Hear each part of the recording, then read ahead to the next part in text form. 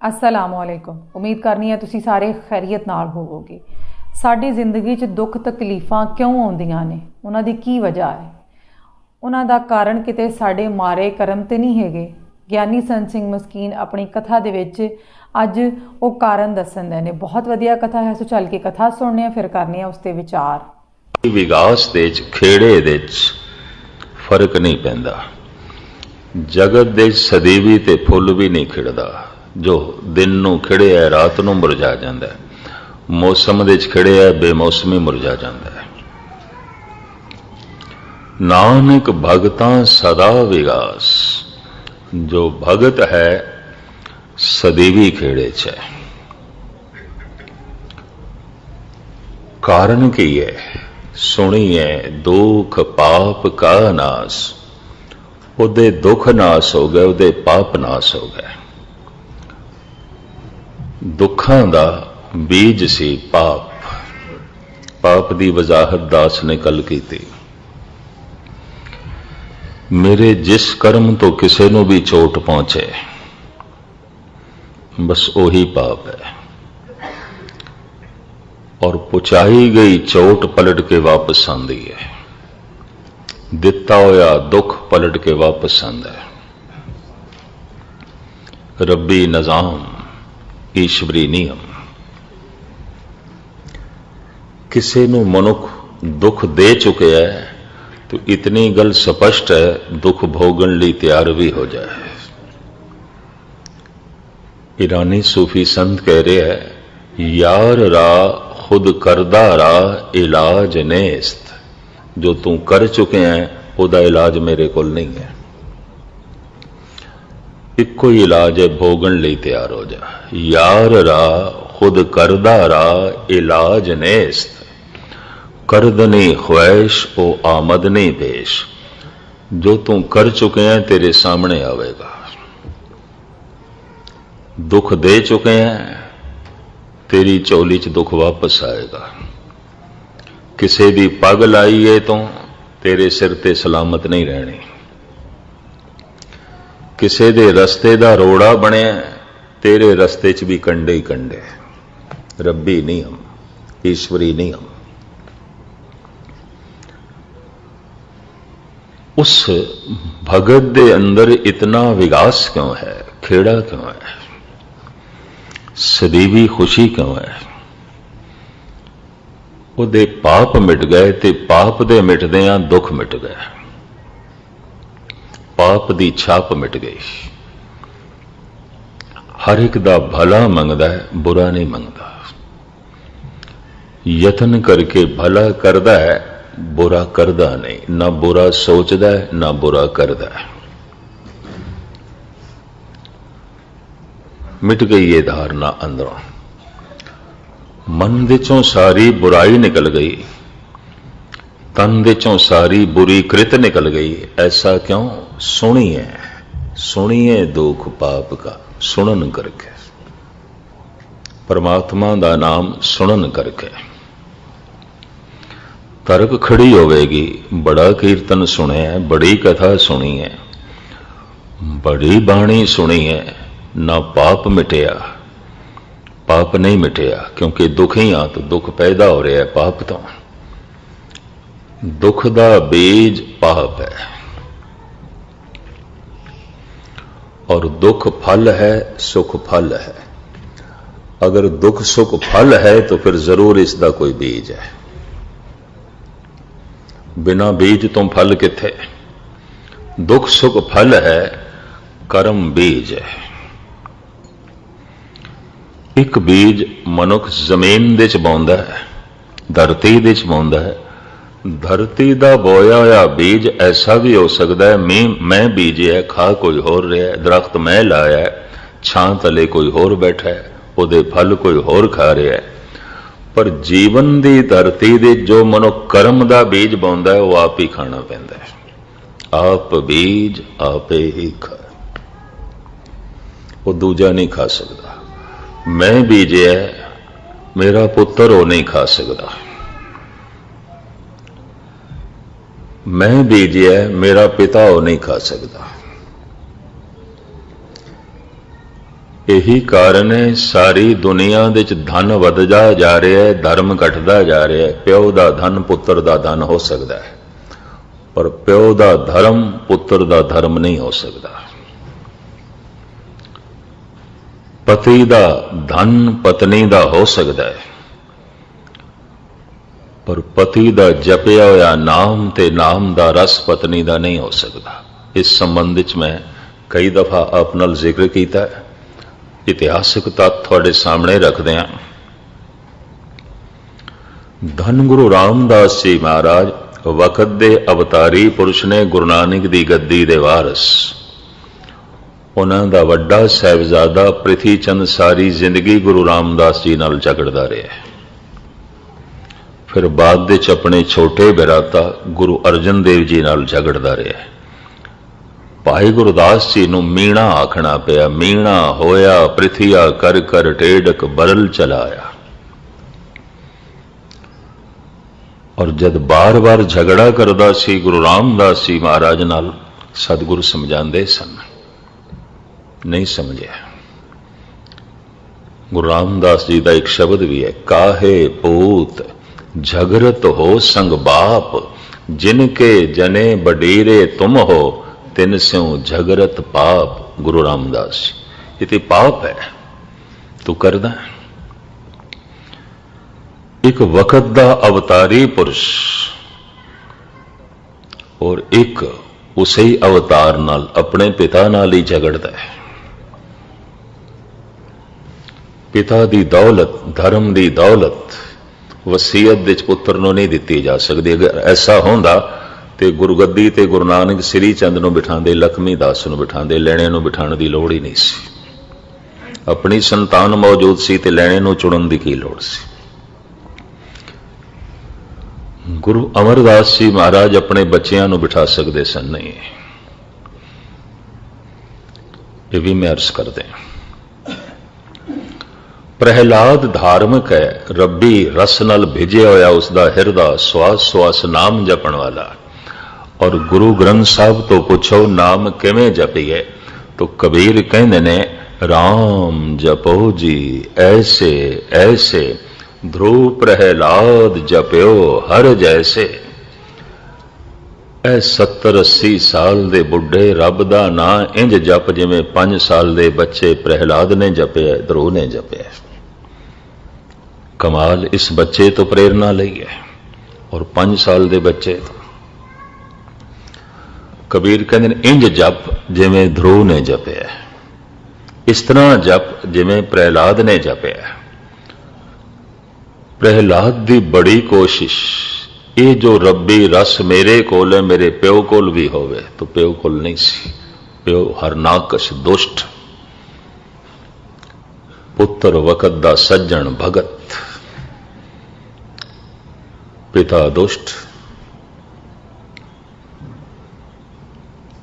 लेकिन पुत्र भगत है। ये ओ दौलत है वंडी नहीं जा सकती, प्रेरणा दी जा सकती। अगर वंडी भी जा सकती तो दुनिया च इको ही अवतार की लौड़ सी, इतने अवतारां की लौड़ नहीं सी। ये मैं करते हैं, इको ही अवतार ने जगत की झोली च पा देना सी, ते अगों लोकी दूजियां की झोली च पा देंदे नहीं। इस वास्ते एक आलम कहता है, हजारों खिजर पैदा कर चुकी है नस्ल आदम की, ये सब तस्लीम लेकिन आदमी अब तक भटकता है। हजारां अवतार आ चुके ने,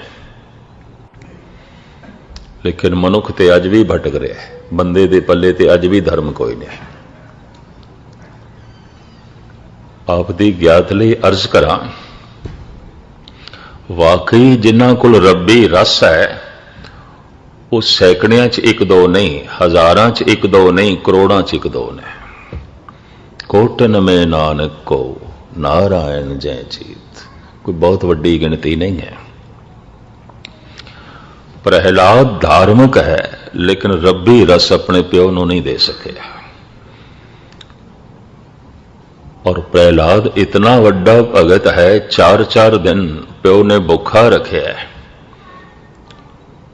लेकिन ये भुख दे च भी नाम जपदा रहा। लोकी भरे पेट नाल भी नहीं जपते। ਉਹ ਜੇਲ੍ਹ ਦੀ ਤੰਗ ਤਾਰੀਕ ਕੋਠੜੀ ਦੇ 'ਚ ਵੀ ਪ੍ਰਭੂ ਦੇ ਗੀਤ ਗਾਉਂਦਾ ਰਿਹਾ। ਲੋਕੀ ਆਪਣੇ ਮਹਿਲਾਂ ਦੇ 'ਚ ਵੀ ਨਹੀਂ ਗਾਉਂਦੇ। ਉਹ ਤਰ੍ਹਾਂ ਤਰ੍ਹਾਂ ਦੇ ਤਸਈਏ ਸਹਾਰਦਾ ਆਇਆ ਵੀ ਪ੍ਰਭੂ ਦਾ ਸ਼ੁਕਰਾਨਾ ਕਰਦਾ ਰਿਹਾ। ਤਰ੍ਹਾਂ ਤਰ੍ਹਾਂ ਦੀਆਂ ਸੌਗਾਤਾਂ ਪ੍ਰਾਪਤ ਕਰਕੇ ਵੀ ਲੋਕੀ ਸ਼ੁਕਰਾਨਾ ਨਹੀਂ ਕਰਦੇ। ਉਹ ਇਸ ਤਰ੍ਹਾਂ ਦਾ ਭਗਤ। ਉਮਰ ਕੀ ਹੈ? 5 ਸਾਲ। ਤਦੀ ਤੇ ਕਬੀਰ ਕਹਿੰਦੇ ਰਾਮ ਜਪੋ ਜੀ ਐਸੇ ਐਸੇ ਧਰੁਵ ਪ੍ਰਹਿਲਾਦ ਜਪਿਓ ਹਰ ਜੈਸੇ। ਮੀਰਾ ਧਾਰਮਿਕ ਹੈ। ਮੀਰਾ ਦਾ ਪਤੀ ਚਿਤੌੜਗੜ੍ਹ ਦਾ ਰਾਣਾ ਧਾਰਮਿਕ ਨਹੀਂ ਹੈ। ਉਹਨੇ ਘਰੋਂ ਹੀ ਕੱਢ ਦਿੱਤਾ ਸੀ। ਜਿਨ੍ਹਾਂ ਨੇ ਇਤਿਹਾਸ ਨੂੰ ਪੜ੍ਹਿਆ ਉਹਨਾਂ ਨੇ ਕਿਹਾ ਸੀ ਮੈਨੂੰ ਪਤਨੀ ਚਾਹੀਦੀ ਹੈ, ਸੰਤਣੀ ਨਹੀਂ ਚਾਹੀਦੀ। ਇਹ ਤੇ ਮੇਰੀ ਸੰਤਣੀ ਮੇਰੇ ਪੱਲੇ ਬੰਨ ਦਿੱਤੀ। ਇਹ ਤੇ ਹਰ ਵਕਤ ਗੀਤ ਗਾਉਂਦੀ ਰਹਿੰਦੀ ਹੈ ਪਰਮਾਤਮਾ ਦੇ। ਇਹ ਤੇ ਪਤਾ ਨਹੀਂ ਕਿਹੜੇ ਲੋਕ ਦੀਆਂ ਗੱਲਾਂ ਕਰਦੀ ਰਹਿੰਦੀ ਹੈ। ਚਿਤੌੜਗੜ੍ਹ ਦੇ ਰਾਣੇ ਦਾ ਮੀਰਾ ਬਾਈ ਨਾਲ ਤਾਲਮੇਲ ਨਹੀਂ ਬੈਠਿਆ। और मीरा हर वक्त प्रार्थना करती सी, हे प्रभु इतना रस तो मेरी झोली च पा दिता है, डुल डुल के पैंदा है, थोड़ा जिहा मेरे पति नूं भी दे दे। प्रार्थना भी करती सी पर नहीं, उस पति ने तो घरों कढ़ दिता। पहले मारन की कोशिश की जान तो, जहर का प्याला दिता पी गई, नहीं मरी। सप भेजिया डंग मारन वास्ते, उन्हें डंग नहीं मारिया, फिर घरों कढ़ दी। राजस्थान के जंगलों के भटकती रही क्योंकि कोई शहर दे च नहीं वड़न देंदा सी, मंदिर दे दाखिल नहीं आउण देंदा सी। दरख्तां तले बैठ के एक तारा वजा के प्रभु दे गीत गांदी रही। जिन्हां जिन्हां दरख्तां दे थले इसने गीत गाए, अज राजस्थान दे उन्हां राजे महाराजियां ते जागीरदारां ने सोने दे मंदिर खड़े कीते ने। सारा मार्बल लाया, सोने दे कलश लाए ने। मीरा धार्मिक सी, उसका पति धार्मिक नहीं सी। त्रिलोचन धार्मिक सी, उसकी पत्नी धार्मिक नहीं सी। एक शब्द त्रिलोचन ने अपनी पत्नी के प्रति उच्चारण किया।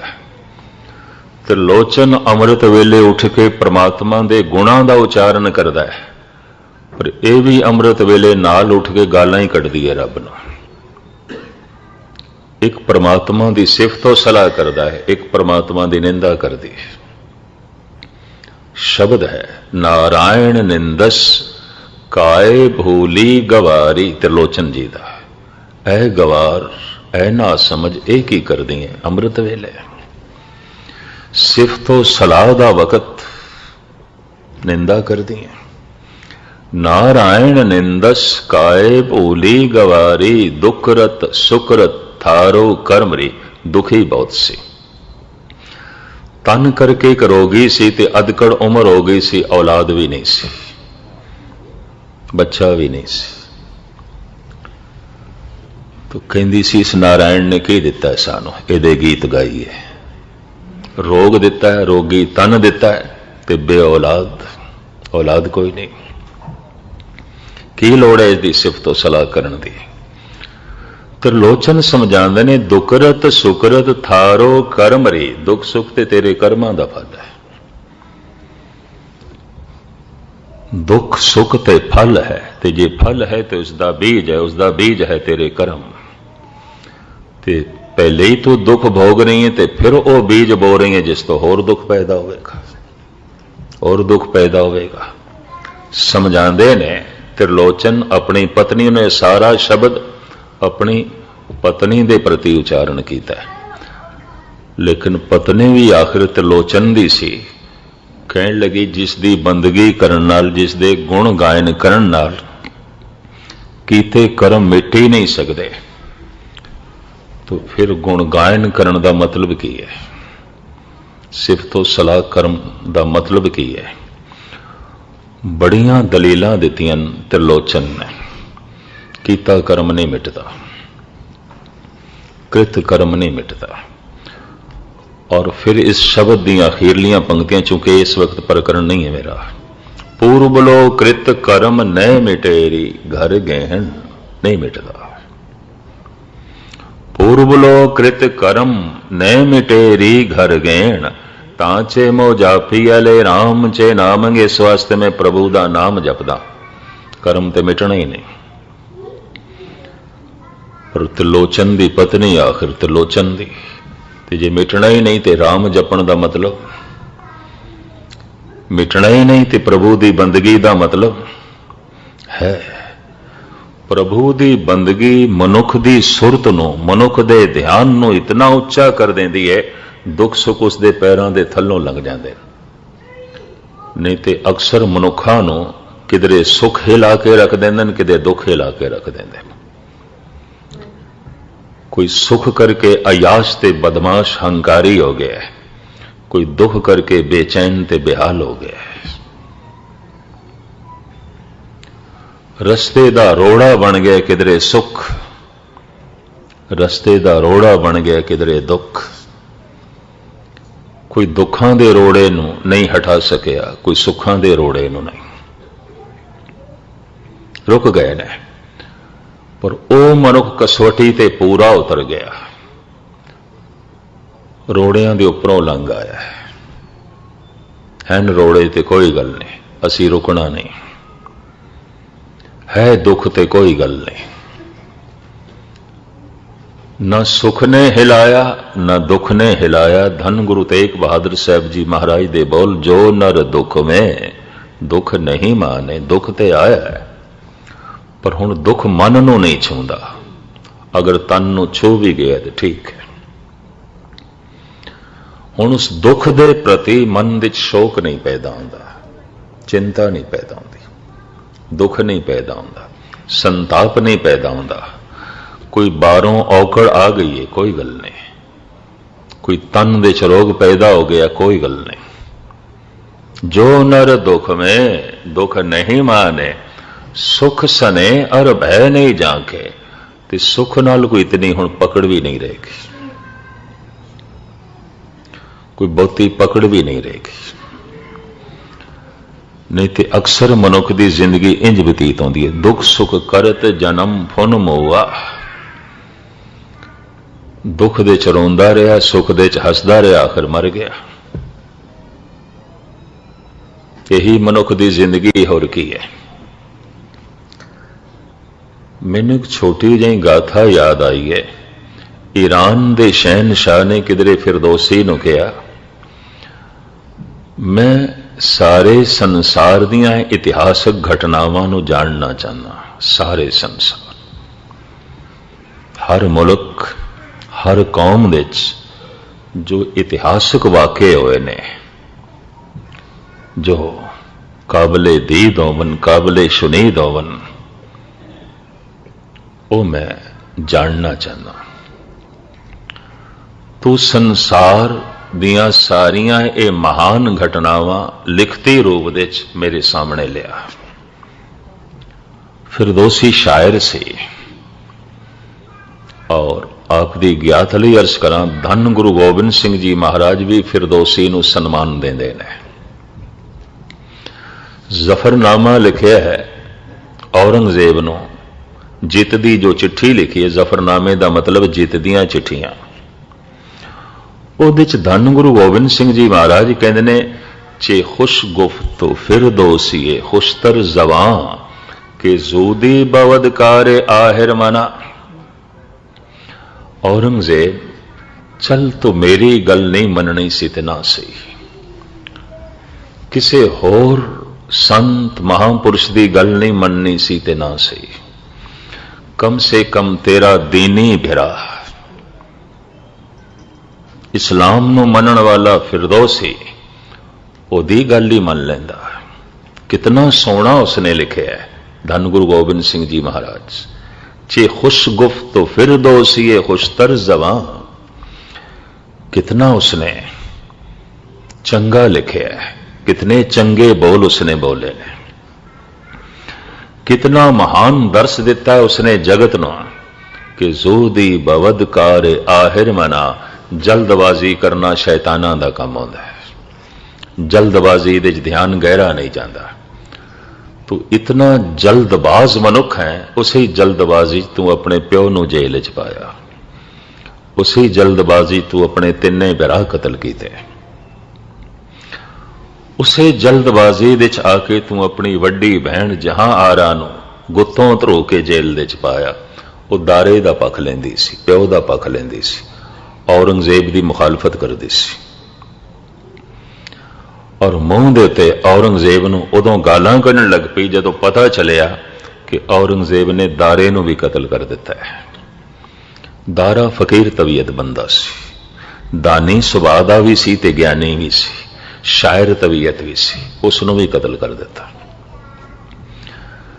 ते जद जहां आ रहा गालां कढण लगी, औरंगजेब नूं झाड़न लगी, गुत्तों धरू के उसनूं भी बंद कीता। 7 साल जेल दे च रही है, मरी भी जेल दे च। महाराज कहंदे ने गुरु गोबिंद सिंह जी, कम से कम तू फिरदौसी दी गल मन लैंदा। जल्दबाजी ते शैतानां दा काम आउंदा है ते तेरे हर काम दे ते शैतानियत दी मोहर लगी है, क्योंकि तू जल्दबाजी कीती है, गहराई नाल सोचिया ही नहीं, किसी गल दी जो है तह दे जो है तू गया ही नहीं, गहराई दे जो है तू गया ही नहीं, उसनू समझण दी तू कोशिश ही नहीं की। जे खुश गुफ्त फिरदौसी खुशतर जबां कि जूदी बवद कार आहिर मना। अब दी गैतली अर्ज करा, दुख सुख कसवटी है, कोई दुख ते पूरा नहीं उतरदा, कोई सुख ते पूरा नहीं उतरदा। बथेरियां नूं सुख ने रोक के रखिया होया है, बथेरियां नूं दुख ने रोक के रखिया। कोई इतना सुखियारा है, इतना सुखियारा है, अमृत वेले उठ के नितनेम वाहिगुरु मंत्र नहीं जप सकता। कोई दुख करके इतना बेचैन है, इतना बेचैन है, नहीं जप कर सकता। कोई इतना सुखियारा है, इतना सुखियारा है, थिएटर क्लब जुए खाने शराब खाने दे दरवाजियां दा इसनूं पता है, गुरुद्वारे दा ते रस्ता ही भुल गए, धर्म मंदिर दा ते रस्ता ही भुल गए। और कोई इतना दुखियारा है, इतना दुखी है, इतना बेचैन हो गया, इतना परेशान हो गया, गुरुद्वारे आण नूं इसदा जी नहीं करता, दुख इसनूं आण ही नहीं देंदा। कोई दुख दी कसौटी ते पूरा नहीं उतरदा, कोई सुख दी कसौटी ते पूरा नहीं उतरदा, और परमात्मा दी होर कोई कसौटी नहीं है, यही कसौटी है। कबीर कसौटी राम की झूठा टिके न कोय, राम कसौटी सो सहे जो मर जीवा होए। राम दी कसौटी की है दुख सुख, कोई दुख ते पूरा नहीं उतरदा, कोई सुख ते पूरा नहीं उतरदा। किसी दा सिखी सिदक दुखां दे अथाह जल दे डुब के रह जाता है, गर्क हो जाता है। उहदी सिखी गर्क हो गई, उहदा नितनेम डुब गया, उहदी रहत बैत डुब गई, सब कुछ डुब गया। और कोई सुखां दे गर्क होके रह जाता है। गुरु दी मोर डुब गई, गुरु दी रहत बैत डुब गई, नितनेम डुब गया, अमृत वेला डुब गया, सतसंग डुब गया, गुरबाणी दा पाठ डुब गया, सब कुछ गर्क हो गया। किसी दा सुख दे च डुब गया, किसी दा दुख दे च। महाराज गुरु नानक देव जी ते कहंदे ने, मैं ते देखदा हम देखा तैं डुबे हले, सब डुबे पे ने, सब गर्क होए पे ने। किसी नूं सुख ने गर्क करके रख देता है, किसी नूं दुख ने गर्क करके रख देता है। दुख सुख करत जन्म पुनम हुआ, कदी दुखी कदी सुखी, कदी सुखी कदी दुखी, आखिर मर गया। फिरदौसी नूं कहा, तू सारे संसार दा इतिहास लिख। उन्हें आख्या, जहां पना कम से कम 6 महीने ते चाहिए। तुसी सारे संसार दा इतिहास कहंदे हो, ईरान दे जो तवारीखी घटनावां जे उन्होंने भी मैं संग्रह करा, लिखती रूप दें, तो काफी समा लगेगा। पर सारी दुनिया सारा जहान, सारी जमीन दे उत्ते जिन्ने मुल्क ने ते तवारीखी हालात तुसी जानना चाहते हो, कम से कम 6 महीने। बादशाह ने कहा ठीक है, 6 महीने मैं उड़ीक करांगा, तू सारे संसार दियां इतिहासक घटनावां नूं लिख के लियावेंगा और मैं उसनूं पढ़ांगा जगत दे अज तक की कुछ होया है। 6 महीनों बाद 10 सैंचियां 10 पोथियां दे रूप विच फिरदौसी ने बादशाह दे अगों पोथियां रख दित्तियां। जहां पना तुसी कहा सी संसार दा इतिहास अपनी तरफों कोशिश की है, जो मुख मुख हादसे होए ने, जो मुख मुख उपलब्धियां होइयां ने वख वख देशां विच, मैं कलम बंद करने की कोशिश की है। पढ़ो। थब्बा पोथियां दा देख के कहने लगा है तू निरा मैनू वेला ही समझ लिया, यही पढ़दा रहा। छोटा करके लिया, शॉर्ट कर। है ना, इतना मेरे को समा किथे, इतना मेरे को वक्त किथे,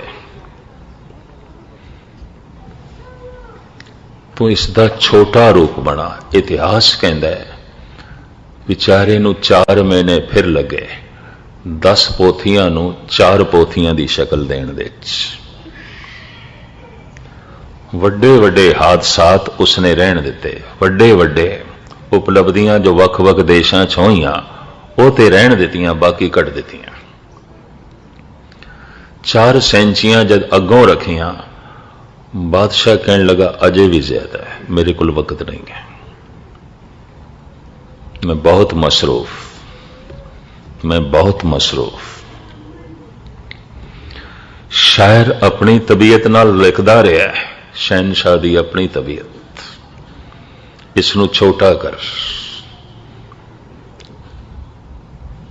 भावें फिरदौसी ने उस दिन आख्या जहां पना जो मैं लिख चुकिया उन्हों छोटा करने दे कम से कम 4 गुणा मेहनत होर लगेगी।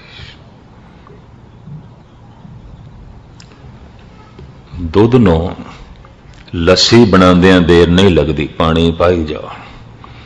दुध नूं खोया बनांदियां देर लगेगी, दुध नूं घ्यो बनांदियां वक्त लगेगा। ठीक है, होर मैं छोटा करदा। एक किताब की शक्ल दे च लिया, सिर्फ एक ही कॉपी, एक ही किताब। बादशाह ने कहा नहीं, इस तो भी छोटा, ये भी 500 सफियां की तू पोथी लेके आ गया, मैं नहीं पढ़ सकता, इतना नहीं है समा मेरे को। बेचारा छोटा करन लगा और शहनशाह दे सुभाव दा भी उसनूं पता सी। शायर सी, फकीर सी, पर उसदे सुभाव नूं जानदा सी। अज जद महलां विच दाखिल होया है ते बादशाह बिस्तरे मरग ते पिया, आखिरी दमां ते दम तोड़ रहा सी। शाही तबीब कोल बैठे, फिरदौसी आया, कहंदा शहनशाह मैं संसार दा इतिहास लिख के ले आया, बहुत छोटे रूप विच, बहुत छोटे रूप विच। किथे किताब उसने हथ कीता अगों, कहंदा नहीं किताब की लोड़ नहीं, मैं सिर्फ एक लम्हे दे सुना सकदा थानू, एक लम्हे दे भाव 1 मिनट दे, इतना ही इतिहास है।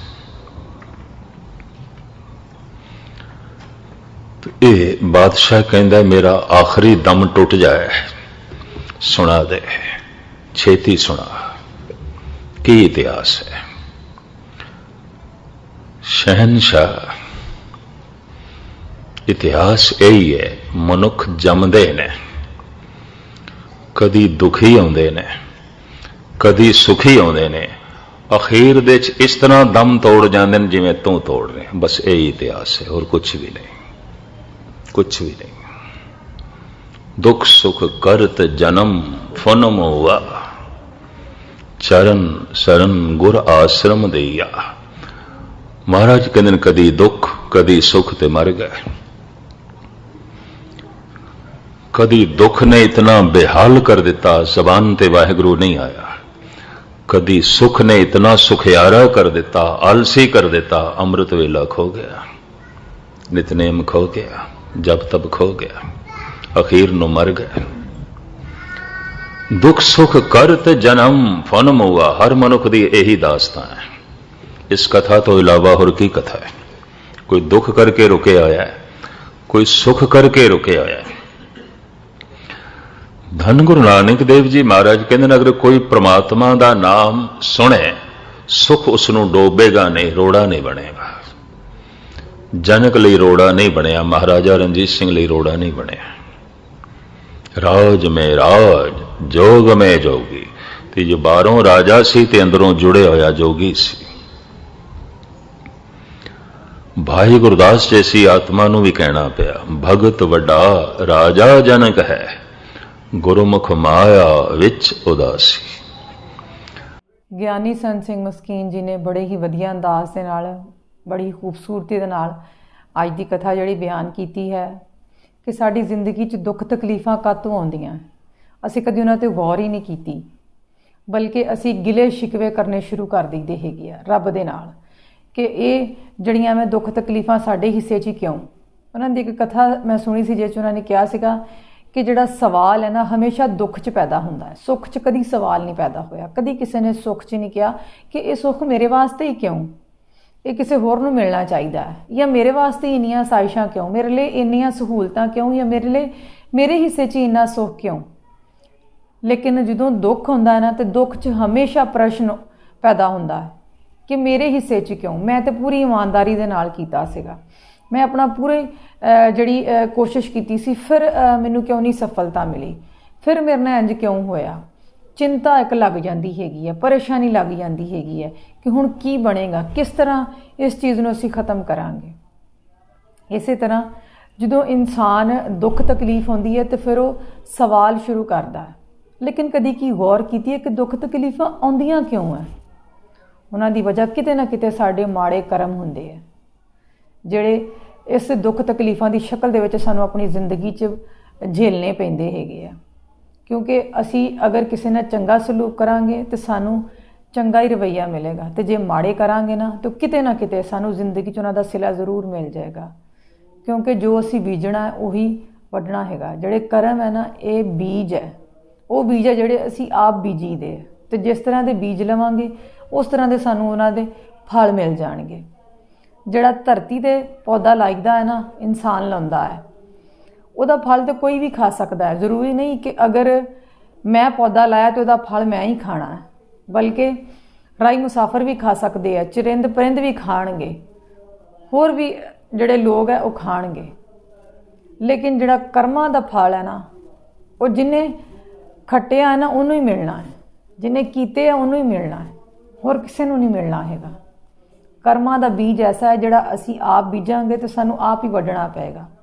ਤੇ ਕਿਉਂ ਨਾ ਫਿਰ ਰੱਬ ਅੱਗੇ ਅਰਦਾਸ ਕਰੀਏ ਕਿ ਰੱਬ ਸਾਨੂੰ ਤੌਫੀਕ ਦੇਵੇ, ਸਾਡੇ 'ਤੇ ਆਪਣੀ ਰਹਿਮਤ ਰੱਖੇ ਕਿ ਅਸੀਂ ਚੰਗੇ ਕਰਮ ਕਰੀਏ ਤਾਂ ਕਿ ਸਾਨੂੰ ਚੰਗਾ ਫਲ ਮਿਲੇ। ਵੀਰੋ, ਅੱਜ ਦੀ ਕਥਾ ਬਹੁਤ ਵਧੀਆ ਸੀਗੀ। ਇਹ ਕਥਾ ਹਰ ਇੱਕ ਦੀ ਜ਼ਿੰਦਗੀ 'ਚ ਅਹਿਮ ਕਿਰਦਾਰ ਅਦਾ ਕਰ ਸਕਦੀ ਹੈ। ਇਸ ਕਥਾ ਦਾ ਹਰ ਇੱਕ ਦੀ ਜ਼ਿੰਦਗੀ 'ਚ ਅਹਿਮ ਕਿਰਦਾਰ ਹੈ, ਕਿਉਂਕਿ ਚੰਗੇ ਮਾੜੇ ਕਰਮ ਹਰ ਕੋਈ ਕਰਦਾ ਹੈ, ਪਰ ਕੋਸ਼ਿਸ਼ ਇਹ ਕਰੀਏ ਕਿ ਚੰਗੇ ਕਰਮ ਕਰੀਏ, ਜਾਣ ਬੁੱਝ ਕੇ ਜਿਹੜੇ ਆ ਉਹ ਮਾੜੇ ਕਰਮ ਕਰਨੇ ਦੀ ਕੋਸ਼ਿਸ਼ ਨਾ ਕਰੀਏ। ਆਪਣਾ ਵੀ ਭਲਾ ਕਰੀਏ ਤੇ ਦੂਸਰਿਆਂ ਦੇ ਭਲੇ ਦਾ ਵੀ ਸੋਚੀਏ, ਸਰਬੱਤ ਦਾ ਭਲਾ ਕਰਨੇ ਦੀ ਕੋਸ਼ਿਸ਼ ਕਰੀਏ। ਤੁਹਾਨੂੰ ਕਥਾ ਕਹਿੰਦੀ ਲੱਗੀ ਹੈ, ਕਮੈਂਟ ਕਰਕੇ ਲਾਜ਼ਮੀ ਦੱਸਿਓ। ਰੱਖਿਓ ਆਪਣਾ ਢੇਰ ਸਾਰਾ ਖਿਆਲ। ਮਿਲਾਂਗੇ ਅਗਲੀ ਵੀਡੀਓ ਦੇ ਨਾਲ। ਅੱਲਾਹ ਹਾਫਿਜ਼।